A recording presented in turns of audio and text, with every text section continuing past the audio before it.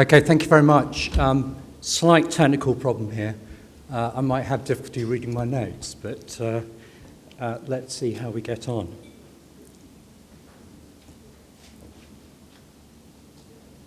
So I'll start off by saying thank you very much to Corporate Jet Investor, Al, and others for organising this event. It was a pleasure to help sponsor it, being an inaugural event.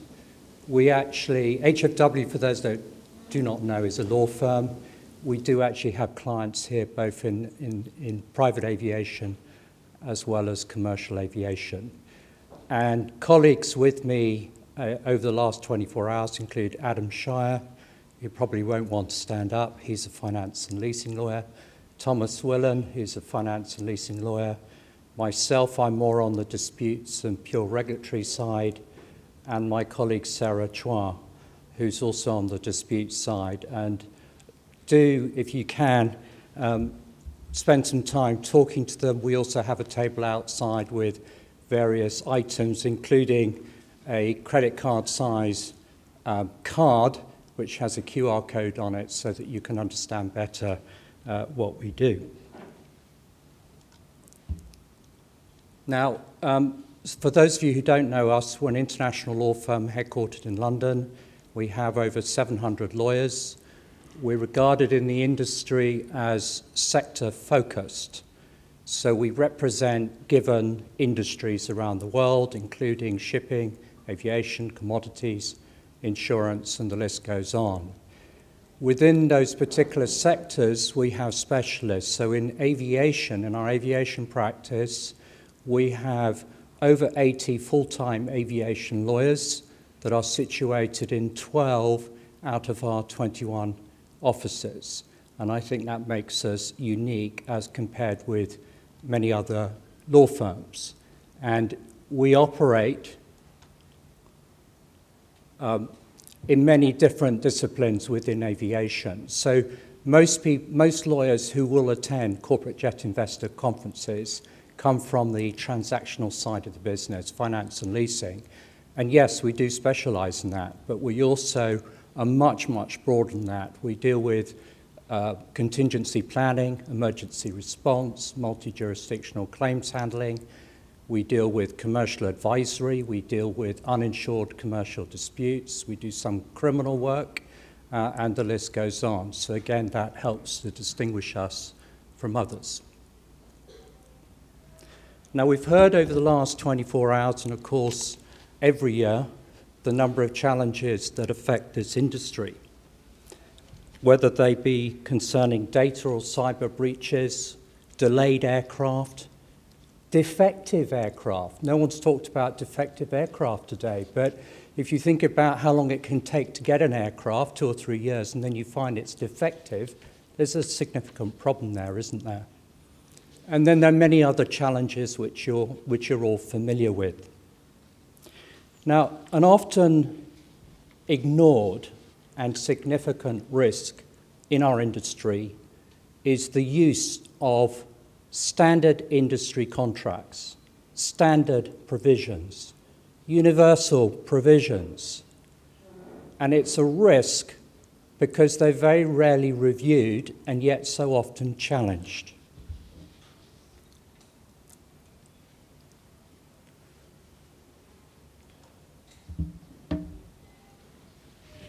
Sorry, excuse me. And I'm going to illustrate this by really 3 topics, if we have time. One is the alleged theft of aircraft in Russia and Ukraine. And for those of you who know something about this subject, there was a judgment issued at 10:30 a.m. Greenwich Mean Time.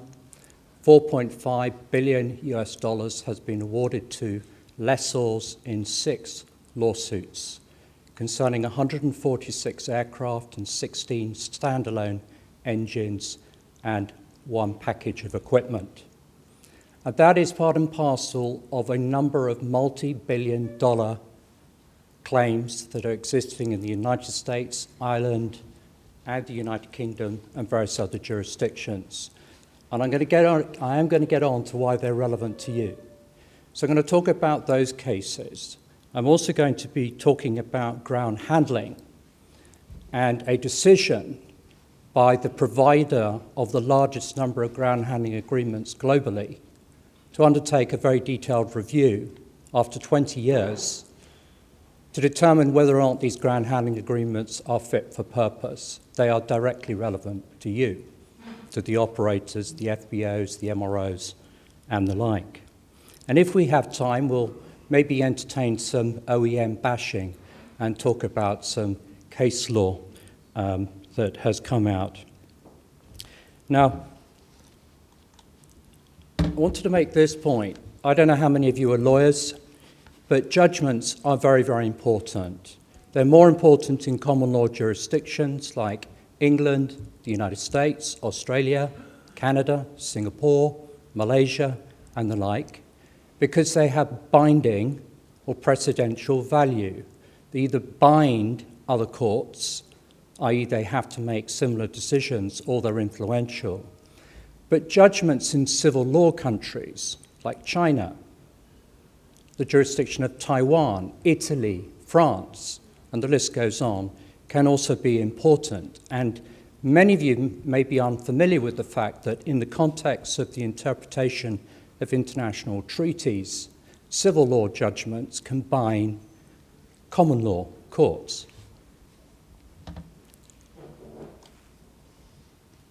So let's talk about the Grand Aero theft. As you know, in February 2022, Russia invaded Ukraine, and the consequence of that was sanctions. Sanctions that prevented the leasing of aircraft and the financing of aircraft, or indeed equipment. Sanctions that prevented flying over Russia or into and out of Russia with limited exceptions. Sanctions that ultimately resulted in counter-sanctions and countermeasures by the Russian state, including the fact that aircraft under lease with Western lessors could not be returned to those lessors unless you obtained a permit.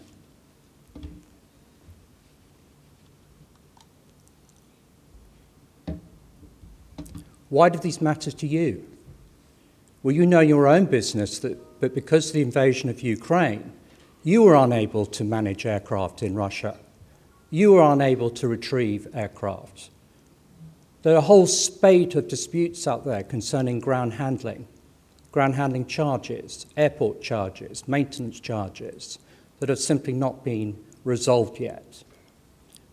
Ourselves as a firm, we're dealing with a case which involves proceedings in 4 jurisdictions affecting one operator and various ground handling and airport service providers.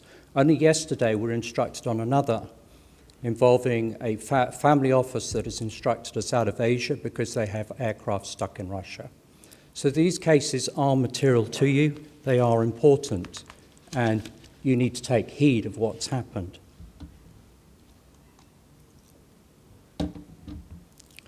Now, I'm going to move on to some contractual issues, and the first issue I'm going to be dealing with, and these come out of these Russia cases, is what's known as exclusive jurisdiction clauses. These are one of the clauses which is often overlooked by parties. This will basically say, in the event of a dispute, the dispute must be resolved in a particular jurisdiction, and that there will be then an associated governing law provision. So they're actually very important. Now, I say parties often overlook the importance of these provisions, but from a risk perspective, this doesn't make any sense, does it? Why would you spend so much time negotiating a contract and then not to seek to impose a law which you actually understand and in a jurisdiction that you're familiar with?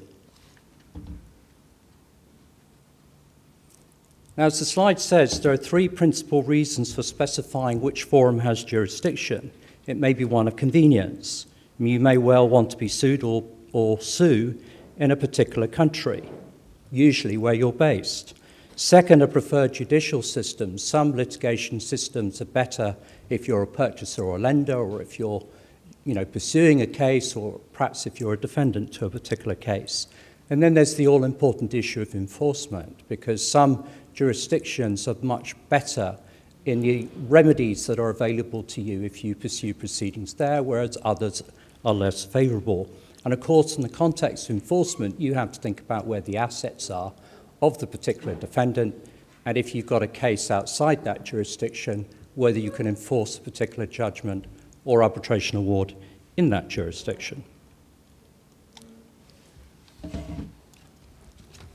Now, you might well say that having negotiated and agreed an exclusive jurisdiction clause, that you should be rightly entitled to be able to rely upon it. So the question then arises is that if one of the parties issues proceedings in another jurisdiction, or indeed the jurisdiction where you were supposed to resolve the dispute, can that be challenged?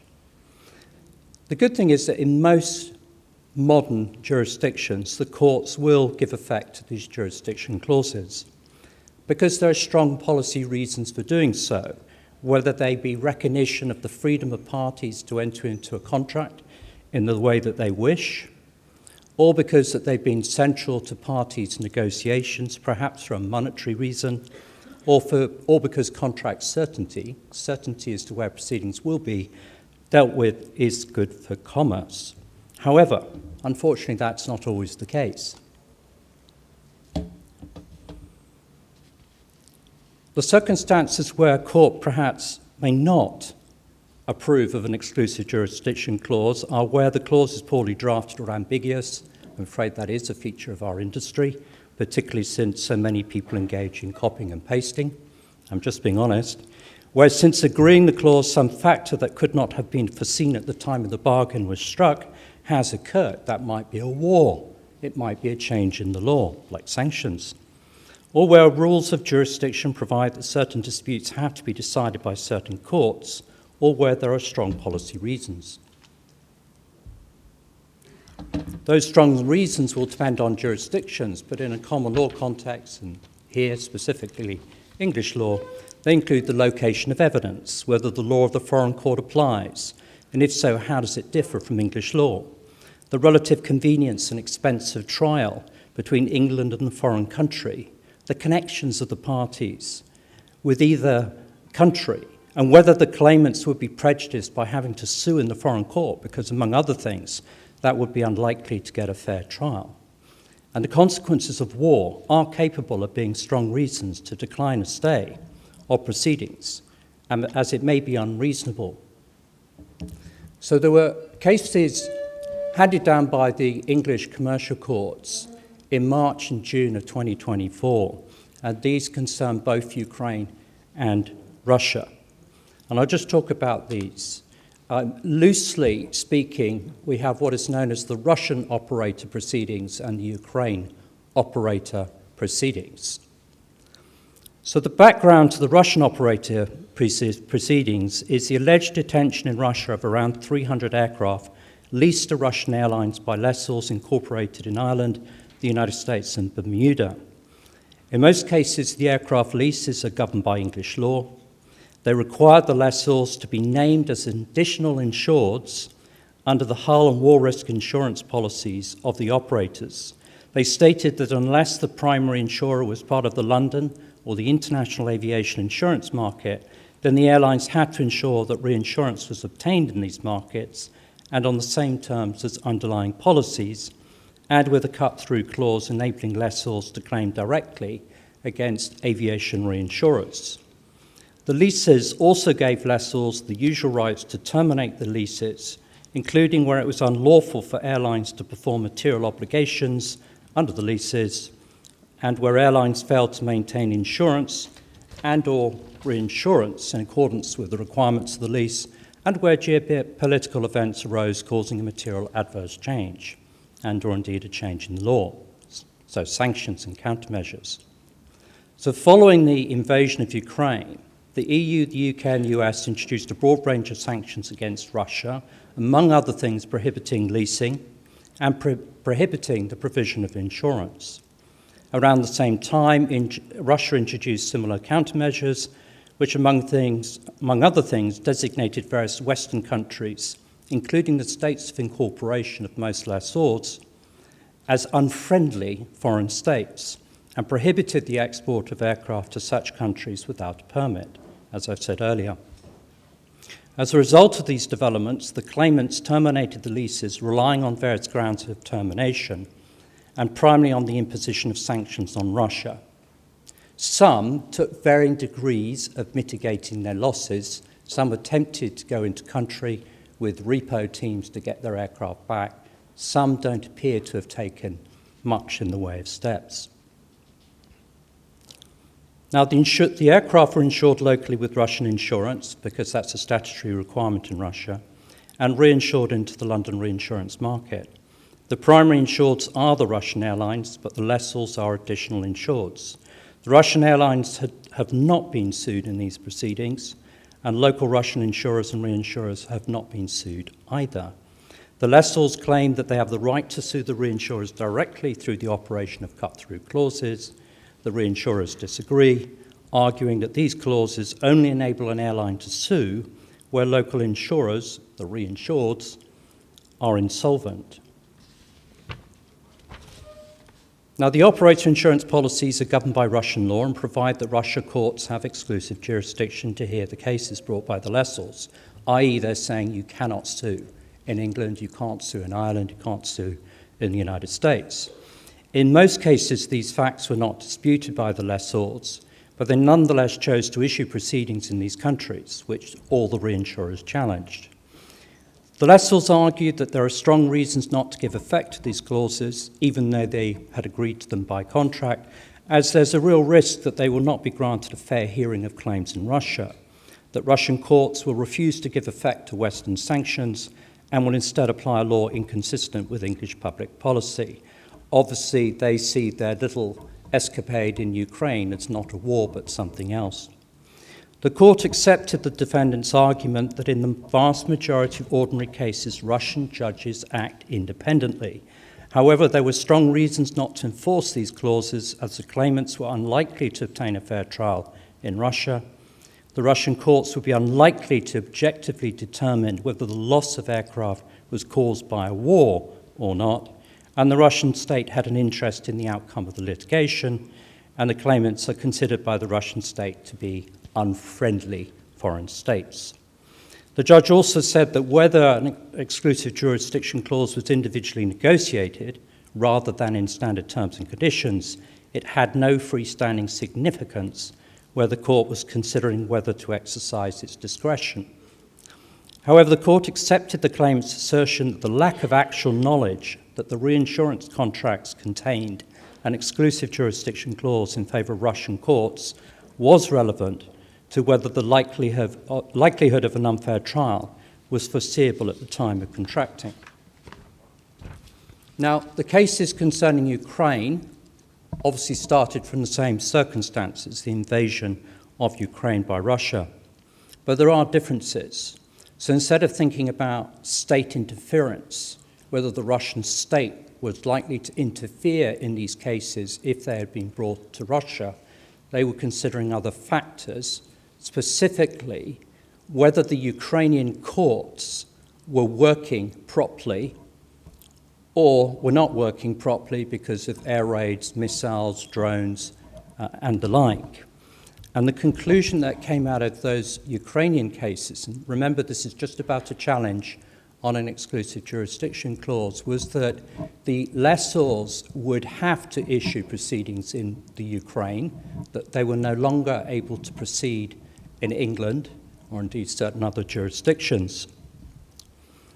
So I've shortened my discussion about Ukraine because I'm concerned about time, but one has to think that maybe politics has intervened in this determination, because after all, Russia is not particularly favoured by the West, whereas Ukraine is.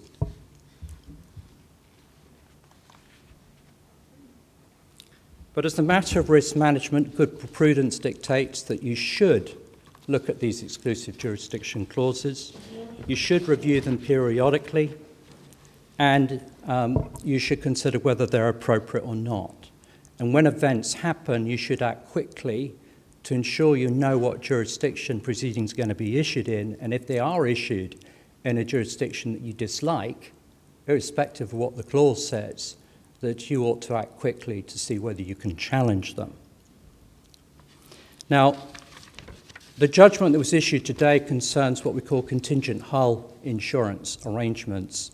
And the word contingent means that in reality, lessors or indeed operators or owners of aircraft should not be pursuing contingent policy insurers and reinsurers unless all other avenues are exhausted. But strangely enough, these cases were pursued against contingent hull insurers first, rather than the operators.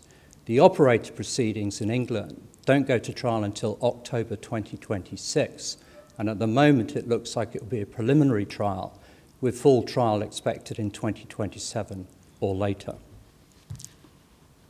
I don't know the total value of all the claims, but it was estimated to be in the region of 27 billion US dollars. And if any of you are familiar with the divided legal profession in England, usually you have to instruct a barrister. It's your lawyers who instruct a barrister who's the trial advocate. In the cases that have just been determined, there were only 6 lawsuits, but there were 50 barristers in court. So think of the legal fees involved.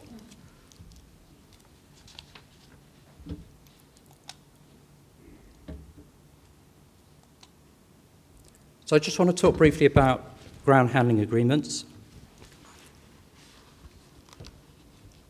So various ground handling agreements, this is essentially between ground handling companies. It could be security, it could be catering, it could be tow tracks, pushback tractors, it could be loading cargo, it could be putting staircases against an aircraft for passengers to walk up and down them, it could be refuelers, it could be all number of things. Various standard ground handling agreements have been in use since 1993. The earliest one that I've seen is in 1952. So they've been in existence for a long time. IATA has a standard ground handling agreement. IATA, of course, is a forum for airlines rather than this community. IBAC has a ground handling agreement. The Airport Council International has a ground handling agreement, and the various other forums that do. Broadly speaking, they follow the same contractual regime. They follow the same allocation of risk. So this is all relevant to you. Now, the IATA standard is in use by about 90% of FBOs and ground handling companies in the Asia-Pacific region, according to a survey that was done about 8 years ago. So although some of you may have bespoke agreements specifically for business aviation, in that part of the world, the predominant agreement is still the IATA agreement. But an important question is whether it's still fit for purpose. Several factors suggest not, and I'm going to talk about them. But the first one is one of ground damage. Back in 2010, a very respected aeronautical institute in the Netherlands did an exercise into examining uninsured losses, so damage to aircraft on the ground, and they estimated that the annual uninsured losses were 10 billion US dollars. So someone was paying for that, not insurers. And obviously the complexity of aircraft and engines, and therefore the cost of aircraft and engines and other equipment, has skyrocketed since 2010. And certainly the cost of repair, particularly of carbon fiber and the like, is much more expensive than it was in 2010. In addition, the world of ground handling has changed fundamentally in the last 25 years. We still do have operators that own ground handlers, but we also have an awful lot of independent ground handlers, better able to manage the risks in their operations and better able to obtain favorable insurance products to help protect them.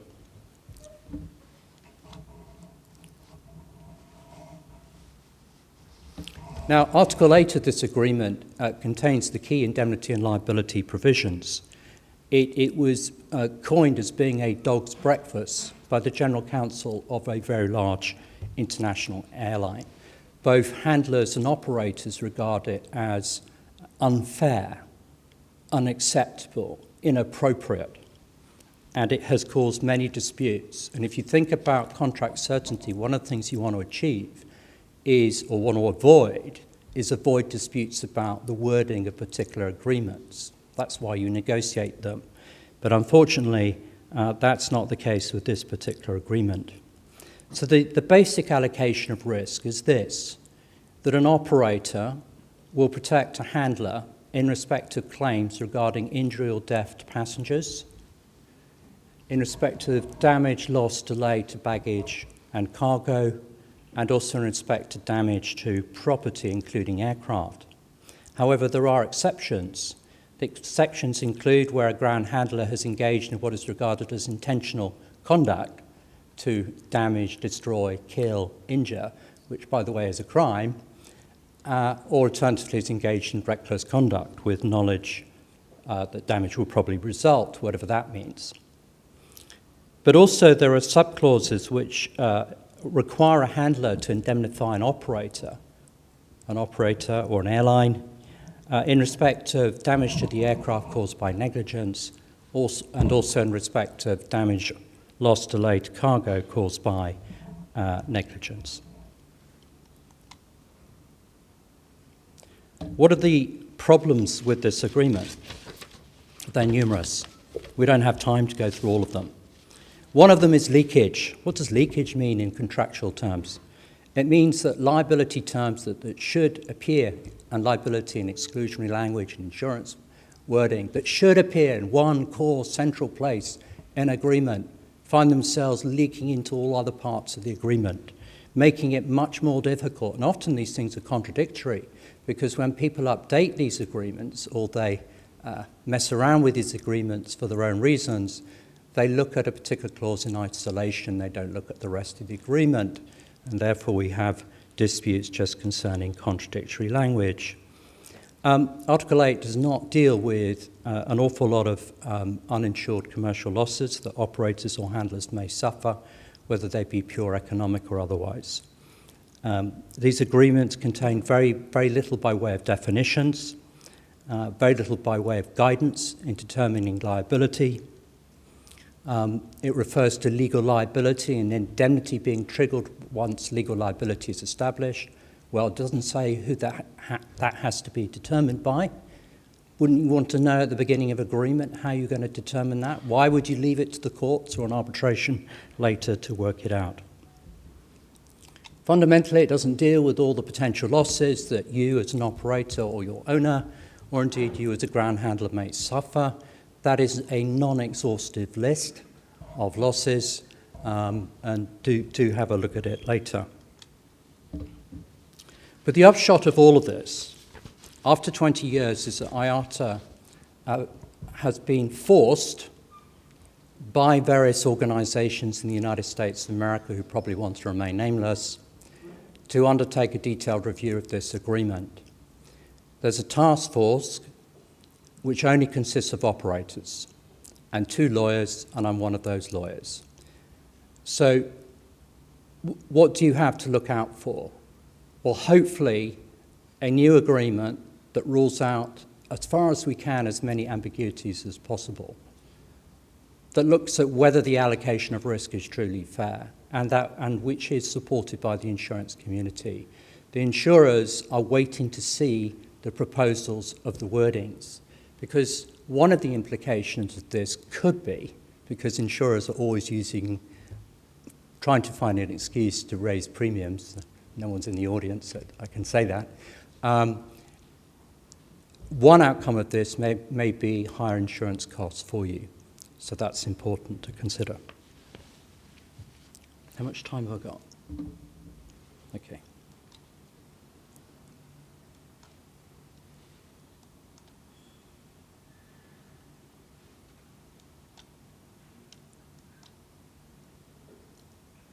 So I was going to have a little bit of fun at OEMs, and I'm not actually going to do that.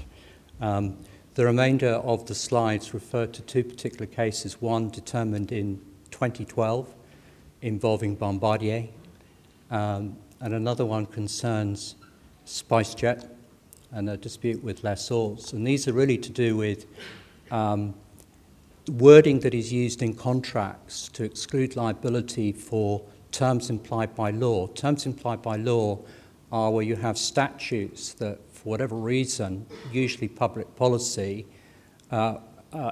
impose, they're implied into a contract in order to ensure that customers or consumers of those contracts can rely upon these particular terms. So they would include things like an implied term that an aircraft has been manufactured properly, is safe and of merchantable quality, or implied term that an MRO has provided services with reasonable care and skill and the like. And what these two very different cases do is illustrate how historically the courts have been willing to allow quite general wording to exclude terms implied by a statute, but nowadays they're not permitting that. So anyone in the room who imposes exclusionary language that seeks to exclude implied terms needs to be thinking about whether those contracts are still fit for purpose, and it's particularly relevant in the context of OEMs and defective aircraft after many, many years of delay.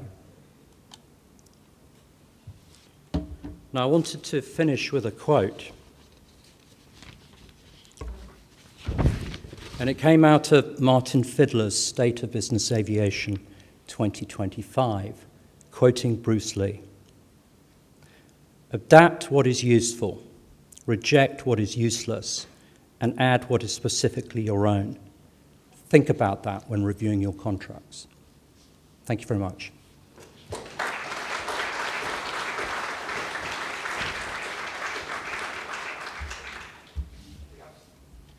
We have one question on slide 8 from Geraldine. Do you think that simplifying legal technical language would be prejudicial in such a highly technical field as aviation? No, I don't. That was a very quick, clear answer.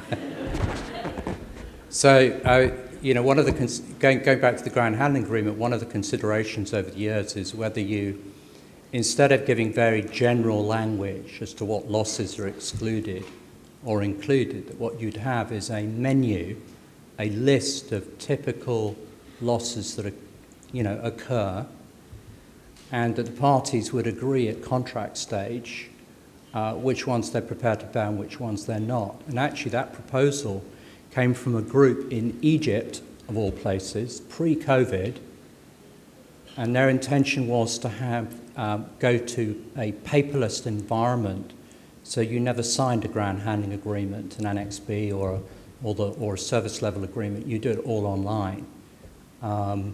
And proponents of that would have said that by doing that, it simplifies the position for parties to stakeholders to those agreements. Now, they're always susceptible to a judge or an arbitrator saying at a later stage, actually, under our law, it's different.